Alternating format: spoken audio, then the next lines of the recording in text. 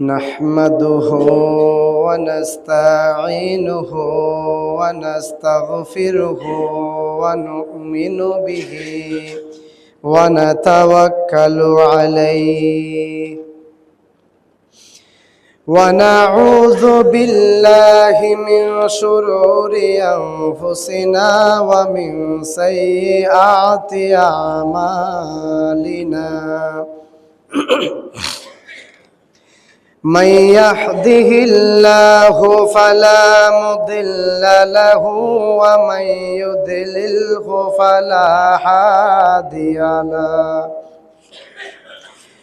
ونشهد أن لا إله إلا الله وحده لا شريك له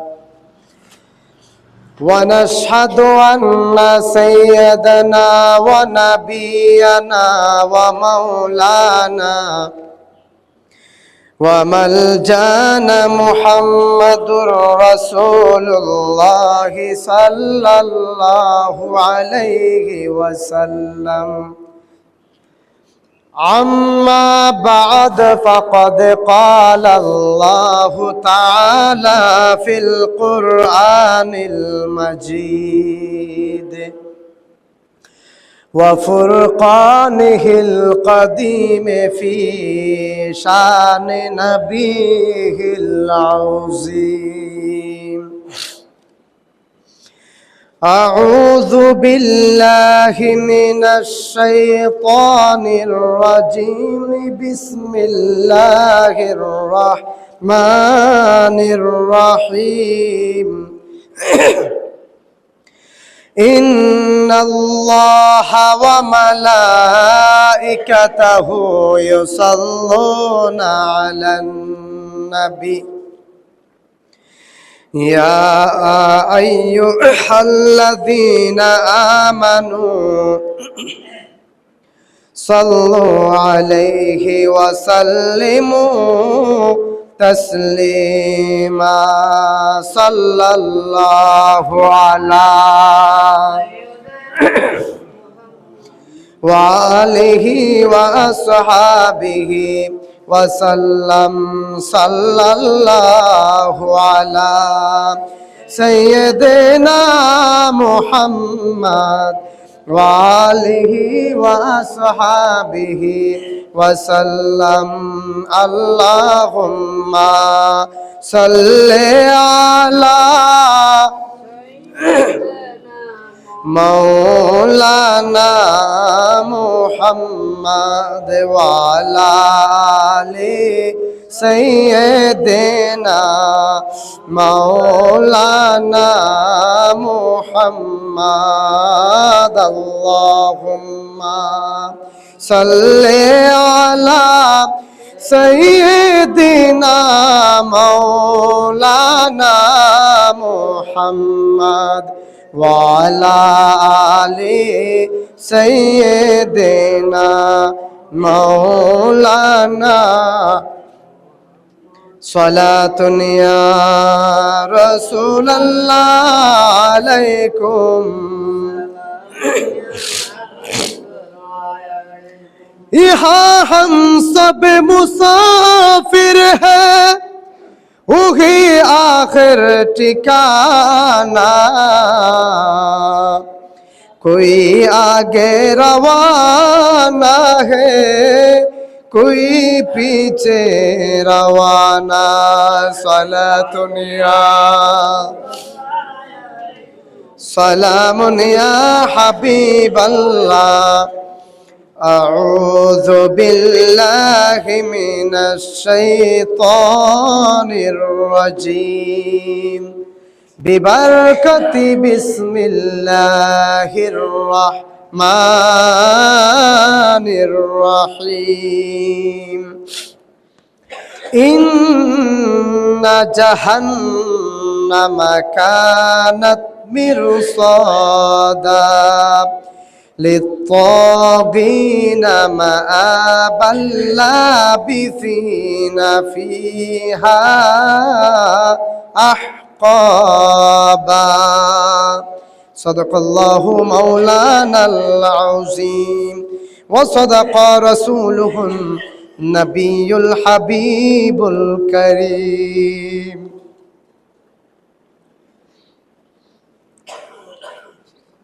অধ্যক্ষের আয়োজিত জুমাদিয়া সানির প্রথম জুমায় উপস্থিত আমার শ্রদ্ধাভাজন মুসল্লিন ইকরাম, সমবয়সী বন্ধুরা এবং ছোট স্নেহের ভাইয়েরা, বিশেষ করে মাইকের মারফতে যারা আমার আওয়াজ শুনতে পাচ্ছেন, আমার সম্মানিত পর্দানসীন মা ও বোনেরা, আরেকবার আমার সালাম গ্রহণ করুন। আসসালামু আলাইকুম ওয়া রাহমাতুল্লাহি ওয়া বারাকাতুহু।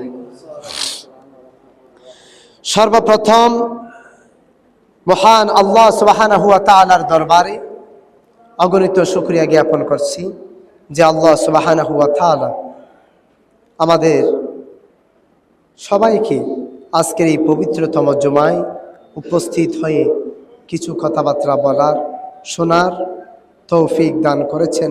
সেই মহান মনিবের দরবারে আমরা সকলে অন্তরে অন্তঃস্থল থেকে শুকরিয়া জ্ঞাপনার্থে উচ্চ আওয়াজ একবার বলি আলহামদুলিল্লাহ। একটু মহাব্বতে বলেন আলহামদুলিল্লাহ। সাথে সাথে সৈয়দুল মুরসালিন, রহমাতাল লিল আলামিন, তাজদারে মদিনা, শফিউল মুজনবিন, খাতামুন নবিয়্যিন, হুজুর পুন-নূর সাল্লাল্লাহু আলাইহি ওয়াসাল্লামের রওজা মুবারকে অগণিত সালাতু সালাম পেশ করছি। সম্মানিত হাজিরিন, আমরা পবিত্র কালামুল্লাহ শরীফের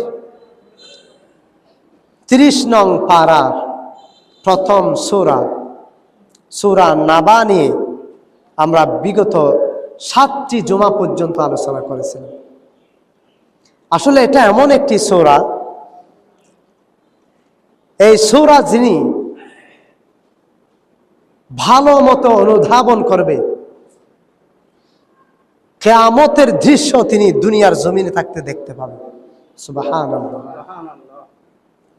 এখানে আল্লাহ সুবহানাহু ওয়া তাআলা সমস্ত কিছুর বিষয়ে এই সূরার মধ্যে উল্লেখ করেছেন। আল্লাহ পাক যদি আমাদেরকে সুযোগ দান করে এই সূরার সম্পূর্ণ আলোচনা আমরা করার জন্য মনস্থিষ্ক করেছি, আল্লাহ সুবহানাহু ওয়া তাআলা আমাদেরকে সুযোগ কোরআন সুন্নাহ মোতাবেক এই সূরা থেকে কথাবার্তা বলার, শোনার এবং আমল করার তৌফিক দান করুক। সকলে আরেকবার বলি আল্লাহুম্মা আমিন। প্রিয় হাজিরিন, আজকে 21 থেকে 23 নং আয়াত আমি আপনাদের সম্মুখে তিলাওয়াত করেছি, যেখানে আল্লাহ সুবহানাহু ওয়া তাআলা বলতেছেন ইন্না জাহান্নামা কানাত মিরসাদা, নিশ্চয় জাহান্নাম উত ফেতে রয়েছে, থাকিয়ে রয়েছে, আগ্রহের সাথে জাহান্নাম আলিঙ্গন করার জন্য অপেক্ষমান রয়েছে। লিত্তাগিনা মাআবা, কাদের জন্য?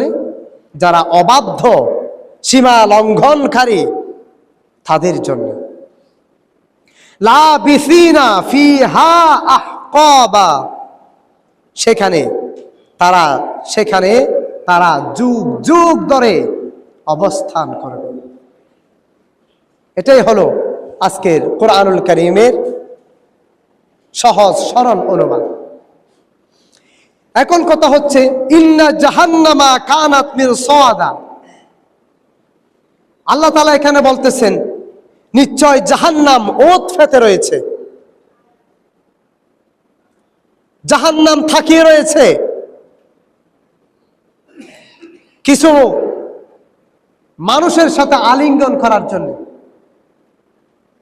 সেখানে জিন এবং মানুষ দুই শ্রেণী রয়েছে, যেহেতু আল্লাহ তাআলা বলেছেন ওয়ামা খালাকাতুল জিন্না ওয়াল ইনসা ইল্লা লিয়াবুদুন, আল্লাহর ইবাদত করে জিন এবং মানুষ, সব কিছু ইবাদত করে, কিন্তু আল্লাহ তাআলা হিসাব নেবেন মাত্র দুই দল থেকে, দুই শ্রেণী থেকে, জিন এবং মানুষ। তো জাহান্নাম উৎফেতে রয়েছে কিছু জিন এবং মানুষের জন্য। জাহান্নাম সেটা কি? সাধারণত সচরাচর আমরা শুনে থাকি জাহান্নাম জাহান্নাম জাহান্নাম, জান্নাত জাহান্নাম শুনে থাকি, আসলে বিষয়টা কি? এটা একটা নাম, জাহান্নাম এটা একটা নাম। যেমন বাংলাদেশ এটা একটা নাম, বাংলাদেশ এটা একটা নাম না? এই বাংলাদেশের মধ্যে আবার কতগুলো বিভাগ আছে না? বাংলাদেশ তো নাম, বাংলাদেশ তো আর ছোট না, নাম যত বড় দেশ তো সেরকম না। ভিতরে যখন ঢুকবেন দেখা যায় অনেক বড় এরিয়া। তো ভিতরে আরো কতগুলো ভাগ আছে, ডিপার্টমেন্ট আছে। এর ভিতরে ঢুকেন, বিভাগের ভিতরে ঢুকেন, আবার জেলা আছে। এর ভিতরে ঢুকেন, আবার থানা আছে। এর ভিতরে ঢুকেন, ওয়ার্ড বা ইউনিয়ন আছে। মানে এইভাবে করে করে ভিতরে আরো কতগুলো স্তর রয়েছে। বাংলাদেশ সেটা একটা নাম, জাহান্নাম সেটা একটা নাম। এটার ভিতরে আরো অনেকগুলো প্রকার ভেদ রয়েছে, যার কারণে আল্লাহ সুবহানাহু ওয়া তাআলা বলেছেন এই জাহান্নামের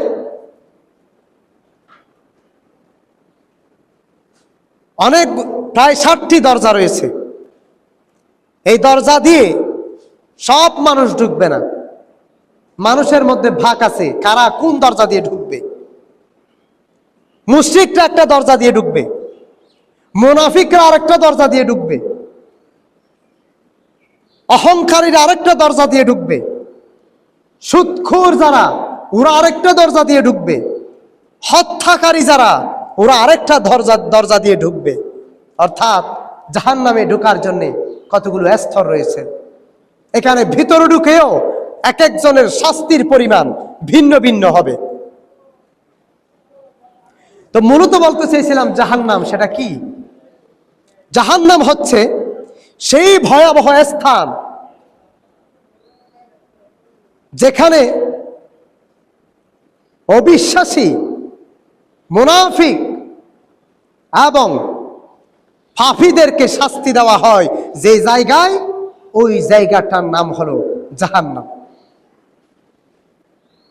যেখানে শাস্তি দেওয়া হয় এখানে আরামের কোনো সুযোগ নেই। যেখানে সবচেয়ে শান্তিময় স্থান ওটা হলো জান্নাত। আবার জান্নাতের মধ্যে গেলেও কতগুলো স্তর আছে। সবাই জান্নাতের একই লেভেলের মধ্যে থাকবে না, লেভেলের মধ্যে আবার ভাগ আছে। নবীগণ এক লেভেলে, সাহাবীগণ আরেক লেভেলে, তাবিগণ আরেক লেভেলে, উলামায়ে ইকরাম আরেক লেভেলে, আল্লাহর আউলিগণ আরেক লেভেলে, সাধারণ মানুষ আরেক লেভেলে। একটা স্তর আছে, সবাই একই স্তরে যাবে না। তো জাহান্নামের মধ্যে সেরকম আছে, স্তর আছে। এটা কেমন স্থান? খুব ভয়াবহ একটা স্থান, যেখানে শাস্তি আর শাস্তি, শান্তির কোনো হিসাব সেখানে নেই। আল্লাহর রহমতের মধ্যে না পড়ে যদি কেউ আল্লাহর রহমতের বাহিরে চলে যায়, ওই জায়গার মধ্যে যদি কাউকে একবার যেতে হয়, তার শাস্তি কি পরিমাণ হবে সেটা দুনিয়ার জমিনের থেকে কখনোই অনুধাবন করা সম্ভব হবে না। এমন ভয়াবহ একটা স্থান। আল্লাহ সুবহানাহু ওয়া তাআলা এই জন্য বলেছেন, যারা কিয়ামতকে অস্বীকার করতেছে, পুনরুত্থান দিবস সম্পর্কে অস্বীকার করতেছে, যারা প্রশ্ন করতেছে, বাড়াবাড়ি করতেছে, আল্লাহ সুবহানাহু ওয়া তাআলা তাদেরকে আবার হুঁশিয়ার করে ডাক দিয়ে বললেন, ইন্না জাহান্নামা কানাত মিরসাদা। আল্লাহ পাক বললেন, নিশ্চয় জাহান্নাম ওত পেতে রয়েছে।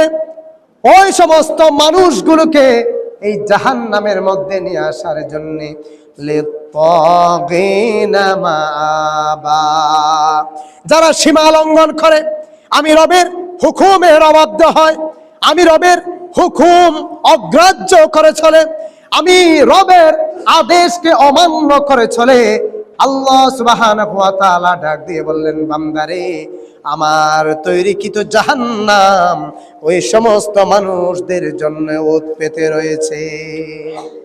প্রিয় হাজিরিন, জাহান্নামের বর্ণনা করতে গিয়ে মহান আল্লাহ সুবহানাহু ওয়া তাআলা সূরা আরাফের 179 নং আয়াতের মধ্যে আল্লাহ তাআলা ডাক দিয়ে আমাদেরকে সচেতন করে দিলেন, সতর্ক করে দিলেন।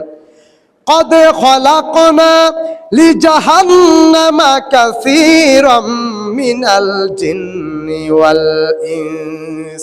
আল্লাহ সুবহানাহু ওয়া তাআলা বলেন, আমি তো সৃষ্টি করেছি অনেক জিন এবং মানুষকে ওই জাহান্নামের জন্য।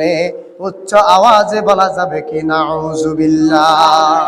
আল্লাহ তাআলা নিজে বলতেছেন, قد خلقنا لجهنم كثيرا من الجن والإنس। আল্লাহ তাআলা বলতেছেন, আমি কিছু জিন এবং মানুষকে জাহান্নামের জন্য তৈরি করেছি। এখন আমাদেরকে বুঝতে হবে আমরা কোন দলে যাচ্ছি। শুধু জুমার নামাজ একদিন আদায় করলাম, তাও আসি অনেক পরে, হয়ে গেল, সব কিছু হয়ে গেল, আর অনেক দায়িত্ব আছে। কেউ যদি আমাদেরকে একটা চাকরি দেয়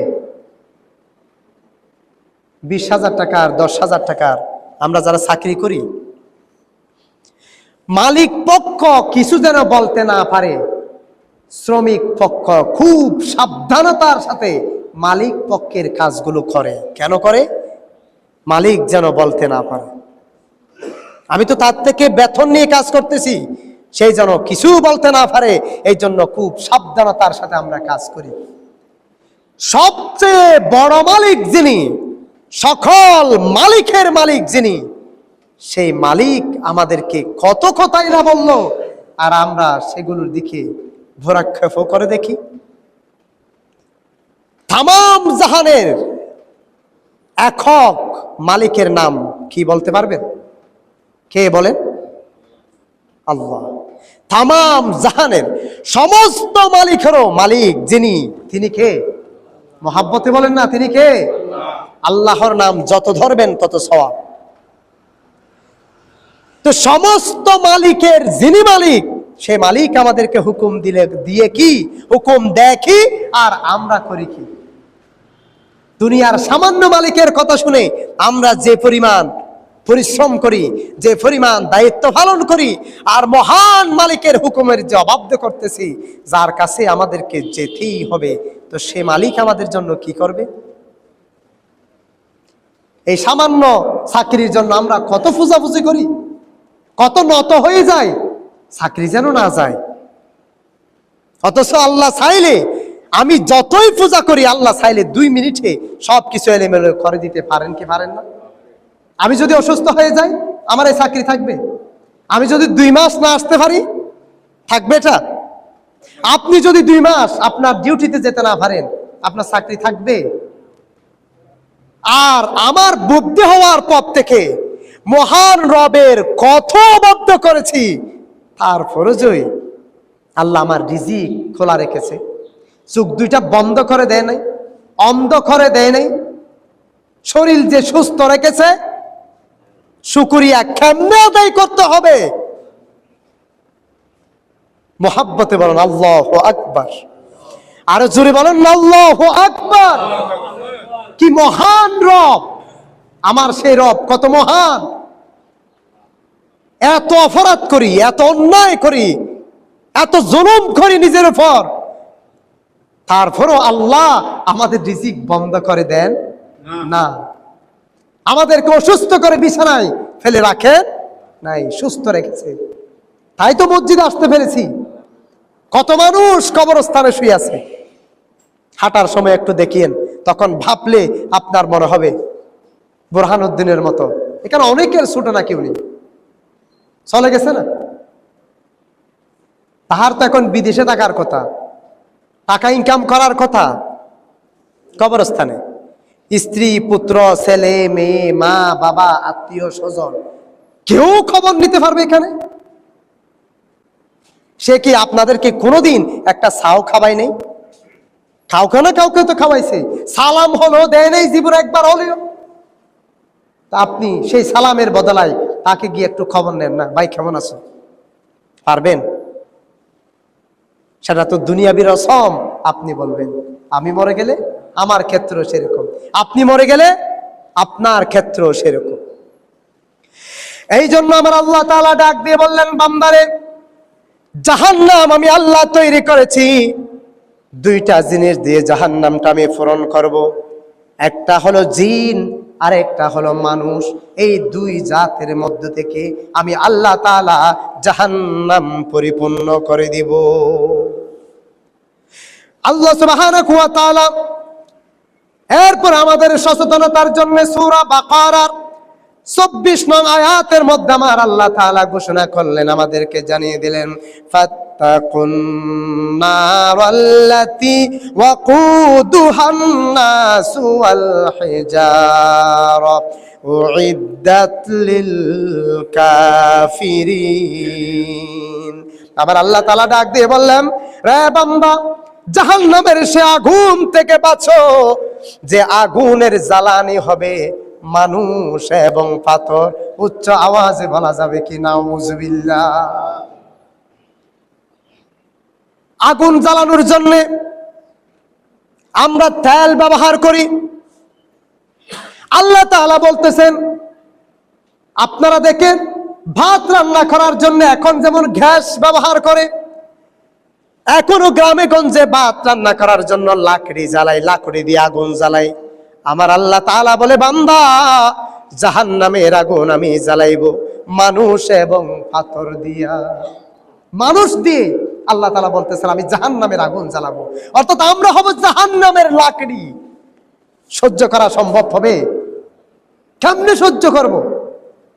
যে জাহান্নামের আগুন এই দুনিয়ার আগুনের চেয়ে ৭০ গুণ আরো তাপওয়ালা। দুনিয়ার আগুনই তো সহ্য করতে পারে না। সামান্য ছিটা ফুটা যখন হাতের মধ্যে পড়ে, পায়ের মধ্যে পড়ে, সামান্য গরম কিছু গালে দিলে হু হা করতে করতে মরে যায়। এর চেয়ে ৭০ গুণ তাপওয়ালা আগুনে কেমনে থাকবো রে? অথচ আমরা দৌড়ি রিজিকের পিছনে, জোগাড় করো, জমাও জমাও আরো জমাও। অথচ আল্লাহ বলে, আল্লাযী জামা মালা ওয়া আদ্দাদা। আফসোস হতভাগা তাদের জন্য যারা জমায় আর গণনা করে। কিছু মানুষ আছেন এরকম, দেখবেন বাসার মধ্যে ৫০,০০০ টাকার বান্ডেল একটা থাকলে সকাল একবার, সন্ধ্যা একবার, বিকাল একবার, ৩ বার করে গণতে ইচ্ছে করে। আর সব মানুষের, কয়েকজন ছাড়া। আর কয়েকজন সেগুলো আল্লাহর ওলি। এমনি প্রায় মানুষের গণতে ইচ্ছে করে। হ্যাঁ, গণবেন, একেবারে না গণার কত আল্লাহ বলে না, কিন্তু আল্লাহ তো তাদের জন্য আফসোস করেছে। আল্লাযী জামা মালাও ওয়া আদ্দাদা, যারা টাকা জোগাড় করে আর গণতে থাকে, অর্থাৎ এই টাকা থেকে প্রতিবেশীর হকগুলো আমি আদায় না করে শুধু জোগাড়ের চিন্তা করেছি, যাকাত আদায় না করে শুধু জোগাড়ের চিন্তা করেছি, অন্যান্য দিকে যেদিকে যেদিকে দেওয়ার কথা সব দিক থেকে মাহরুম করে আমার পকেট ভারী করার চিন্তা করেছি। আল্লাহ তাআলা তাদের জন্য আফসোস বলেছেন। হ্যাঁ, আপনি টাকা গণবেন, আপনি ইনকাম করবেন, আপনি টাকা গণবেন না?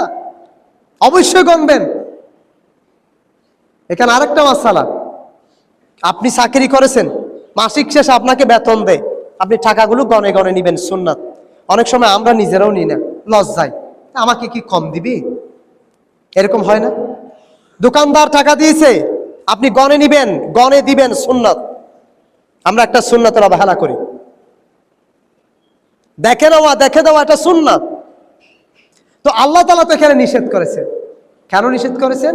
কারণ আমরা, আল্লাহ তাআলা এটা ভালো করেই জানতো কিয়ামতের আগে মানুষ এমন কিছু আসবে যারা শুধু জোগাড় করবে আর নিজের পকেট ভারী করার চিন্তা করবে।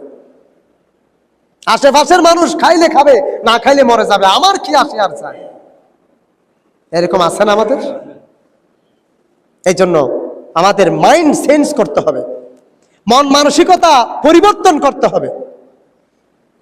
জাহান্নামের যে লাকড়ি মানুষ এবং পাথর হবে, আমরা যেন জাহান্নামের লাকড়ি না হই, না হলে আমাদের পরিস্থিতি কেমন হবে। আমার আল্লাহ সুবহানাহু ওয়া তাআলা এই জন্য আমাদেরকে আরো জানিয়ে দিলেন, কুল্লামা নাদিজাত জুলুদাকুম বাদদালনাহুম জুলুদান গায়রাহা লিয়াযুকুল আযাব। আল্লাহ সুবহানাহু ওয়া তাআলা বলতেছেন, যারা জাহান্নামের মধ্যে যাবে ওই সমস্ত মানুষগুলোর চামড়াগুলো যখন পুড়ে যাবে, আমি আল্লাহ সুবহানাহু ওয়া তাআলা তাদের আবার নতুন করে চামড়া ফিটিং করে দিব। চামড়াগুলো যখন আবার আগুনের মধ্যে পড়ে যাবে, আমি আল্লাহ তাআলা আবার নতুন করে চামড়া তাদেরকে লাগিয়ে দিব। প্রিয় হাজিরিন, লক্ষ্য করে দেখুন তো দেখি, আমরা যখন কোনো জায়গার মধ্যে কেটে যাই, আমার কত স্থানটা খুব ব্যথা অনুভব হয়, কত স্থানটা যখন আবার মিলিয়ে যায়, সেটা যখন ভালো হয়ে যায়, ওই জায়গার মধ্যে আর কোনো ব্যথা থাকে না। আবার যদি সেই জায়গার মধ্যে কেটে দেওয়া হয়, আমাদের পরিস্থিতি অনেক খারাপ হয়ে যায়। আবার আল্লাহ তাআলা বলতেছেন, বান্দারে, জাহান্নামের মধ্যে যখন তোমরা আসবা, তোমাদের চামড়াগুলো একবার পুড়ে ফেলা হবে, আবার লাগিয়ে দেওয়া হবে, আবার পুড়ে ফেলা হবে, আবার লাগিয়ে দেওয়া হবে। এমন করে করে তোমাদের শাস্তি, অফুরন্ত শাস্তি এই জাহান্নামের মধ্যে তোমাদেরকে অনুভব করতে হবে। উচ্চ আওয়াজে বলা যাবে কি নাউযুবিল্লাহ। এই জাহান্নামের শাস্তিগুলো আমরা কেমনে সহ্য করব?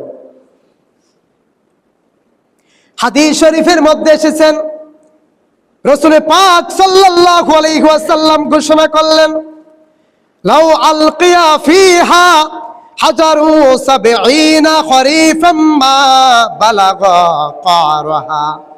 এই জাহান্নাম কেমন জিনিস আমার রাসূল বলতেছে, জাহান্নামের কূপের মধ্যে যদি কোন মানুষ একটা পাথর যদি নিক্ষেপ করে, ওই পাথর 70 বছর পর্যন্ত পাথর যদি জাহান্নামের কূপের মধ্যে পড়ে, তারপরেও ওই পাথর জাহান্নামের কূপের তলা খুঁজে বাহির করতে পারবে না।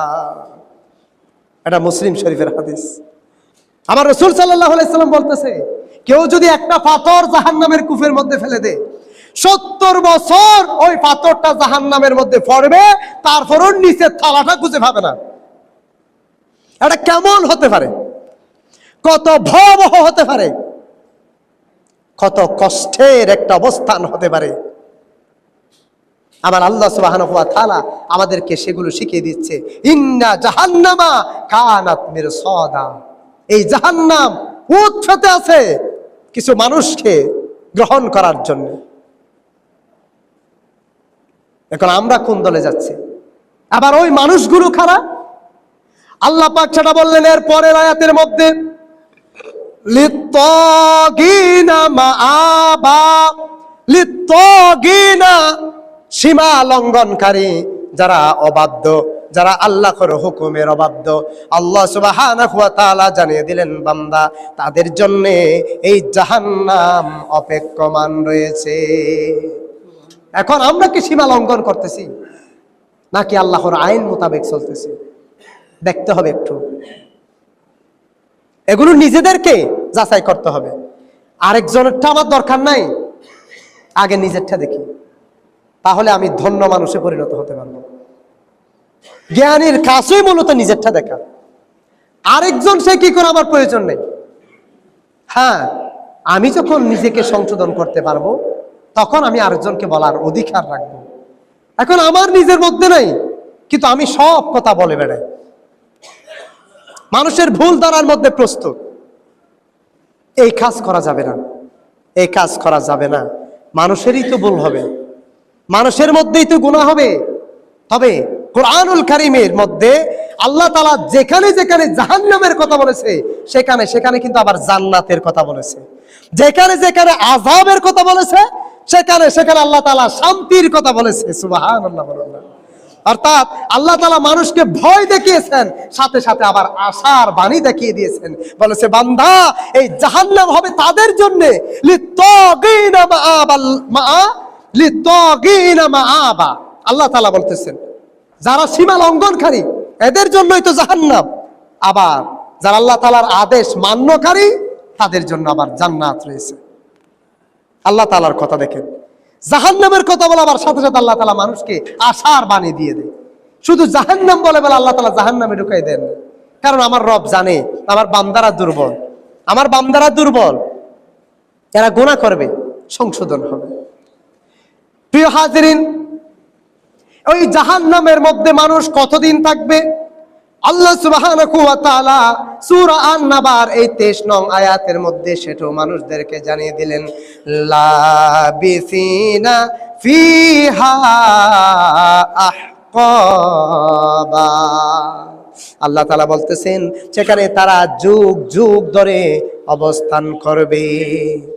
আবার মানুষ যখন জাহান্নামে যাবে সেখানে গিয়ে আল্লাহ তাআলাকে বলবে, আয় আল্লাহ তাআলা, ভুল করেছিলাম দুনিয়ার জমিনে, আপনি আমাদেরকে একটু ফিরিয়ে দেন, আমরা আবার তওবা করে ভালো কাজ করে আবার আপনার এখানে চলে আসতে চাইব। তারা ফরিয়াদ করবে, রব্বানা আখরিজনা মিনহা ফাইন উদনা ফাইন্না যালিমুন। তারা মানুষরা বলবে, জাহান্নামীরা, আয় আল্লাহ পাক, আমাদেরকে একটু সুযোগ দেন, আমরা আবার দুনিয়ায় গিয়ে ভালো কাজ করে আপনার জান্নাতের দিকে আসার জন্য চেষ্টা করব। কিন্তু আমার আল্লাহ তাআলা তাদেরকে জবাব দিবেন কি সেটা উল্লেখ করে দিলেন, ক্বালাখসাউ ফিহা ওয়ালা তুকাল্লিমুন। আল্লাহ বলবে যে চুপ থাক, আজকে কোনো কথা হবে না, তোমরা কোনো কথা বলবা না, আর কোনো সুযোগ নেই। সুযোগ যেটা দিয়েছিলাম সেটা দুনিয়ার জমিনেই শেষ। এখন কিয়ামতের মাঠ, হাসরের মাঠ, এখানে আর কোনো সুযোগ পাওয়া যাবে? আল্লাহ নিজেই জবাব দিলেন। জাহান্নামীরা প্রশ্ন করবে, আল্লাহ সেটা নোট করে দিলেন। সূরা মুমিনের 107 নং আয়াতের মধ্যে আল্লাহ তাআলা সেটা নোট করে দিলেন। আবার সেখানে আল্লাহ পাক তাদের সাথে কি রূপ ব্যবহার করবে সেটাও আল্লাহ তাআলা নোট করে দিলেন। বলবে জাহান্নামীদেরকে, এখানে চুপ থাকো, তোমাদের কোনো কথা শোনা হবে না, কোনো কথা আর বলবাও না, তোমাদের সাথে আমার কোনো কথা নাই। আল্লাহ যদি বলে তোমাদের সাথে কোনো কথা নাই, পরিস্থিতি কেমন হবে একবার চিন্তা করেছেন?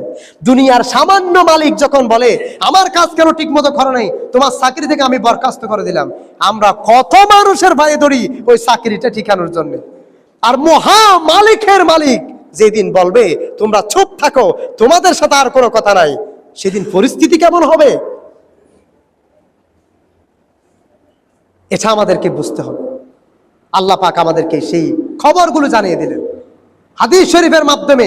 আমার রাসূল সাল্লাল্লাহু আলাইহি সাল্লামে জাহান্নামের ওই ভয়াবহতা সম্পর্কে আমাদের কলবের মধ্যে ঢেলে দিলেন।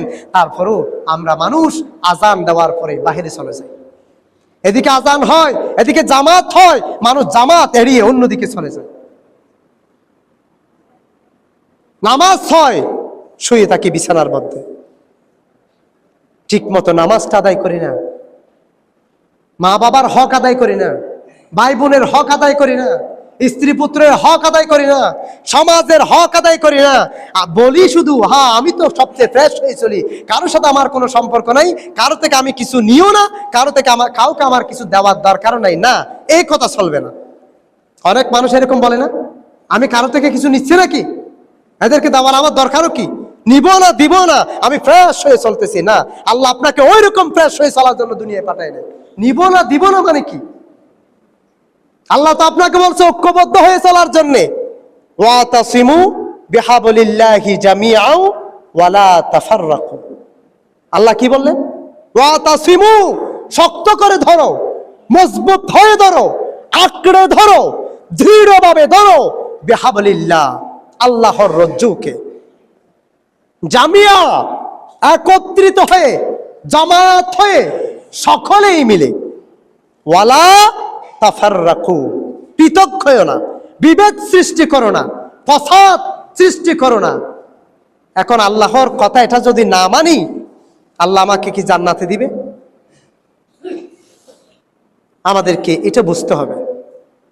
প্রিয় হাজিরিন, আজকে আমরা 8ম পর্ব পর্যন্ত কথা বলেছি সূরা আন-নাবার। আজকে বলেছিলাম 20 থেকে 21 থেকে 23 নং আয়াত নিয়ে আলোচনা করেছি। আল্লাহ সুবহানাহু ওয়া তাআলা আমাদেরকে যদি সুস্থতার সাথে বাঁচিয়ে রাখে, এই 21 থেকে 23 নং আয়াতের আবার বিপরীত গিয়ে যে জাহান্নামের ভয় দেখিয়েছে, তার বিপরীত আবার শান্তির বাণীর কথাও আমার আল্লাহ পাক কোরআনুল কারীমের মধ্যে লিপিবদ্ধ করে দিয়েছেন। সেই বিষয়ে আল্লাহ পাক যদি আমাদেরকে সুস্থতার সাথে বাঁচিয়ে রাখে, আগামী জুমায় আলোচনা করার জন্য মনস্থিষ্ক করেছি। আল্লাহ পাক আমাদের সকলকে আগামী জুমা পর্যন্ত সুস্থতার সাথে মহান রবের গোলামির সাথে বাঁচার তৌফিক দান করে সকলে বলেন আল্লাহুম্মা আমিন।